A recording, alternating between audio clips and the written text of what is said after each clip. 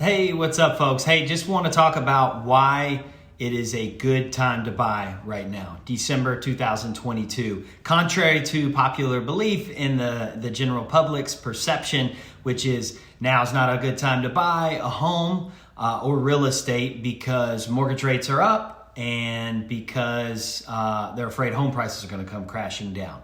So I'm going to address both of those issues and tell you why those are, more of a myth. More than reality, or maybe not a myth, but not necessarily entirely true or the reality of it. And so number one I'm going to address is mortgage rates. So the mortgage rates are up. That is indeed true. They are up at, probably 20-year highs. And that happened several months ago this year. So there was a large buyer's demand in the market.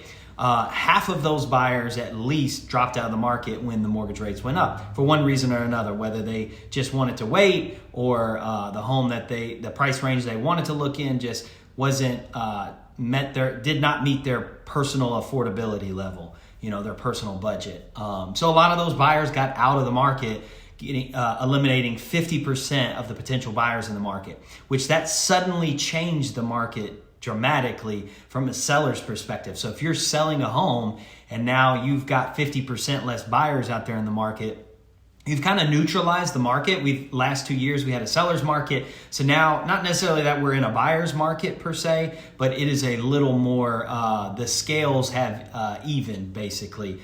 And so that is kind of a good thing to bring back more sustainable home prices. But if you think about it, even though mortgage rates are up, the good thing was that if you're still in the market to buy a home or considering it, it's a good time to buy because 50% of your competition to buy homes, 50% of those buyers dropped out of the market. So that means, number one, sellers the market has been a little more neutralized because sellers have less opportunity to get over asking price or bidding wars or not paying the buyer's closing costs, not giving any type of concessions. Now you have a lot more control as a buyer. And so the demand, that control is now in your hands as a buyer. Or it's evened out. The scales have evened, gives you the opportunity to A, not pay over list price, get into a bidding war with somebody else, B, ask for seller concessions, ask for the buyer or the seller to pay for your closing costs,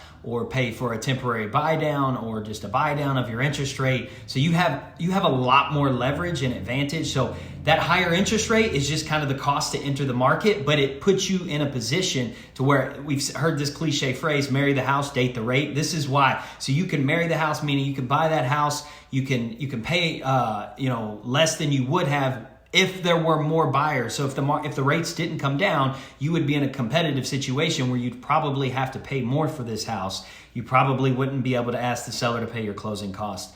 And so with the rates going up, it allows you to lock in that purchase price and a good deal on the home, but then later refinance. That's what marry the house, date the rate means, is you're locking in that home price permanently, but the rate is just temporary because we know that next year, about this time, the end of next year, rates will be substantially lower, probably a full % lower than where they're at now. So if you buy the house now, you can refinance a year from now, and we can do a low or no cost refi for you at that time. So the cost is very minimal. The effort is minimal because the process is only a few weeks. Super simple process. So that is the number one answer to, I want to put this on the shelf until rates come back down. Don't do that, because if you wait, guess what's going to happen when rates come down next year? All those buyers are going to get back in the market. We're now going to be in a super competitive market again. Inventory probably won't improve that substantially by next year, which means we're going to be in bidding war situations, driving home prices up again. So you can have an opportunity and take advantage of this opportunity. Number two issue is people are concerned that if they buy the house now, that their home is going to be worth less in next year or the year before. They're afraid that there is going to be a decline in home prices. And that's just not true, guys. Not year over year. Yes, homes aren't selling for as much as an increase as they were last year, but year over year, it's still more. If you look at all the statistics, all the homes that sold this year still sold for like 8 to 10% year over year price gains from last year. That's going to continue to happen next year. It may not be as aggressive. It may only be 3 to 5%, but that's 3 to 5% more for your house than what you would pay for this year. And so it's year over year is what you have to look at, is year over year price growth. And if that year over year price growth is showing a positive number, then you don't have to worry about homes being sold for less than what you purchased it for. Number one reason for this is supply and demand. So basically, you're never going to be in a situation, we're not going to be in a situation where there is an overabundance of supply.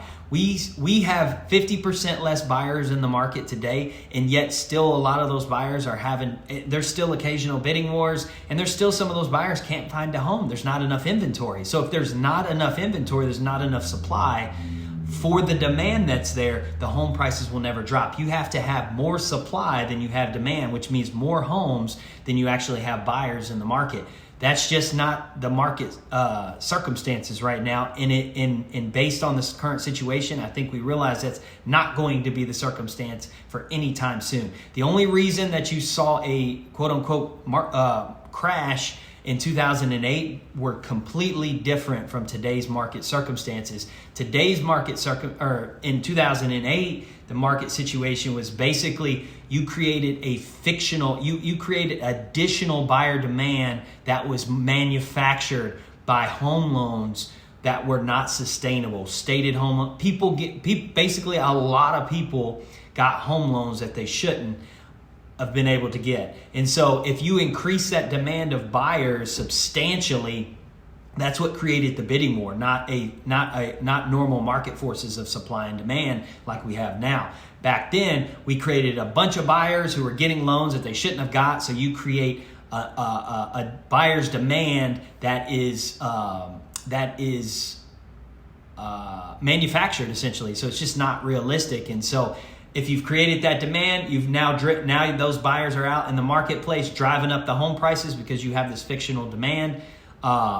And they buy the homes, and of course those home loans aren't sustainable because those people are eventually going to default, whether it be related to bad credit or stated income loans, getting loans that they couldn't afford. Those loans no longer exist. You don't have that concern anymore. So the buyers that are in the marketplace today are true buyers, true qualified mortgage buyers. And so when you have that situation, you have a more normalized market for it. So back then you drove up all the home prices, with this manufactured buyer's demand. And then when those people, that manufactured demand, that 25% of the market that should have never got a home loan, defaulted on that home loan, it created an abundance of inventory. So they defaulted on it, and those when home gets foreclosed on, it's sold in the market at an auction for a much lower price, generally 70-80% of that home's value. This is why you saw, and it flooded the market with foreclosures and extra inventory, and then we hit an economic downturn. So then you had less buyers in the market in general, even qualified buyers. And so you had all this inventory. A lot of it was foreclosure inventory being sold way under market value. Plus you didn't have the buyer demand because we were then now in a recession at that point. And so it was just these anomaly situation that you'll never see again. So that's why this is different. The supply and demand factor. Hopefully that makes sense. I'd love to elaborate on that more for you. So if you have any questions, please give me a call, 270-228-0075. Again, it's 270-228-0075. Call me, text me, or shoot me an email, ryan@unitedres.org. More than happy to kind of dig into these details, but hopefully that helps you understand that right now is a great time to buy, and you can take advantage of it before next year when more buyers enter the marketplace and start to drive home prices up again. So hope you found this helpful. Thanks a lot, guys. See you on the next one. Take care. Bye.